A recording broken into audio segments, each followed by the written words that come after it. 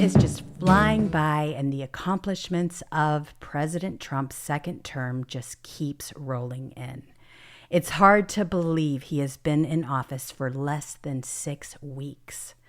The title of our show today is Trumparency, because there's transparency and then there's President Trump transparency in a category all his own. President Trump is running the most transparent and open administration in history, and it has been far more fun than we could have hoped for. This week, we learned that comparing their first month in office, Joe Biden answered 141 questions, while President Trump answered a whopping 1,009. We also witnessed President Trump's first cabinet meeting because he allowed it to be broadcast live, and he invited the press into the room. Of course, it became another impromptu press conference with unscripted questions flying, and answers were provided on the spot. President Trump was the master of ceremonies, answering some questions himself and also encouraging his cabinet members to answer the questions as well. It was fantastic. Of course, there are risks associated with transparency. Let's face it, Thursday's Epstein Phase 1 drop was a dud. And at this point, it makes no sense at all. All administrations make mistakes.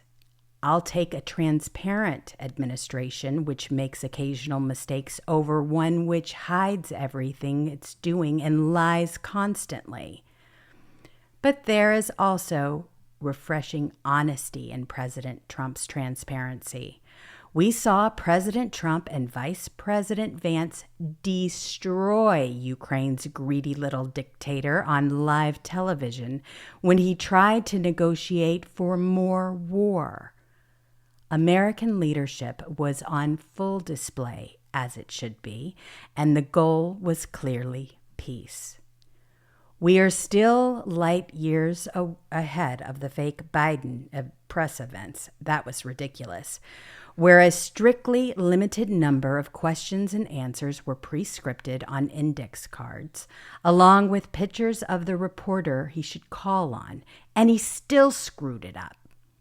It's important to remember how bad the Biden years were in order to fully appreciate the transparency and honesty of President Trump's golden age.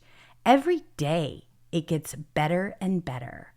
At this point last week, we had 19 of President Trump's top-level nominees confirmed. This week, we had one more nominee confirmed, bringing the total to 20.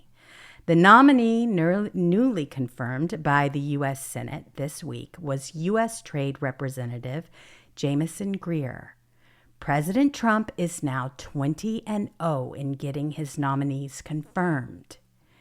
We also have updated our special Jules Jones Live checklist of President Trump's top-level nominees and confirmations. Not all are cabinet level, but all require Senate confirmation. There are 23 total that we are tracking. 20 have now been confirmed, leaving only 3 to go. Of the remaining 3, we have Linda McMahon, nominee for Secretary of Education. She's on the clock and scheduled for confirmation vote on Monday afternoon. Secretary of Labor nominee Lori Chavez DeRemer, who should quickly follow Linda McMahon. As I proudly say every single week on this show, it is because of all of you that Republicans have the votes to confirm all of these nominees. And there is nothing the Democrats can do about that.